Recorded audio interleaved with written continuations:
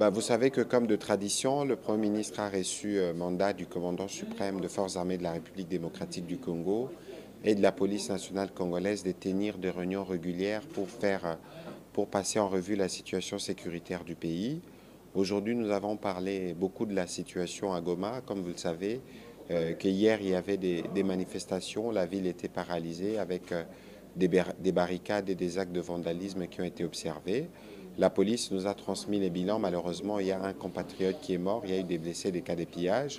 C'est l'occasion de rappeler que le gouvernement comprend la frustration et la colère de nos populations, mais recourir à la violence et faire le jeu de l'ennemi, parce que nous sommes dans un contexte où sûrement qu'il y a déjà de l'infiltration, il ne faudrait pas que des actes puissent être commis et puissent être collés à la population qui risque d'envenimer une situation qui est déjà assez difficile, mais des dispositions sont prises, notamment aujourd'hui, vous avez vu qu'il y a eu un fort déploiement de la garde républicaine dans la ville pour dissuader toute tentative qui viserait à créer des conditions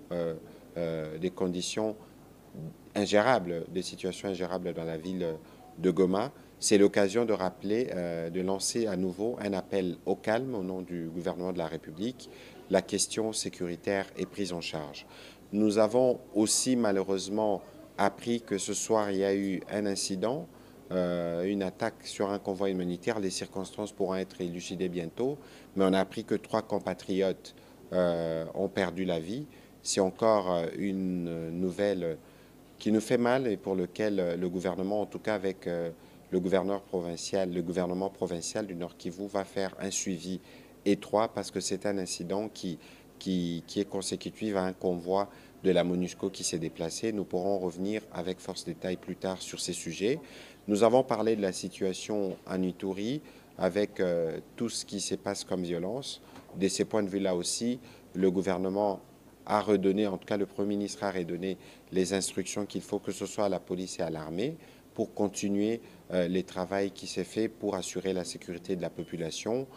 On a atterri sur la situation à Kwamut. Vous savez qu'il y a une mission de pacification qui a été envoyée sur place par les présidents de la République qui donne son résultat malgré des petites résistances observées ça et là.